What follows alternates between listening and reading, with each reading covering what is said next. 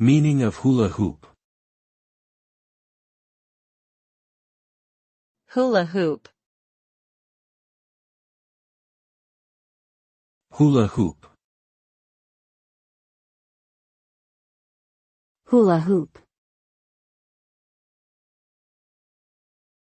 Hula hoop. A hula hoop is a toy that consists of a plastic hoop that can be spun around a person's waist, hips, or limbs. It is often used for physical exercise, dance performances, or simply as a playful activity. The origins of the hula hoop can be traced back to ancient civilizations, where similar toys were used for rituals and entertainment. In modern times, hula hooping has gained popularity as a form of fitness or even as a competitive sport. Regardless of its purpose, hula hooping is a fun and enjoyable activity that many people of all ages can enjoy.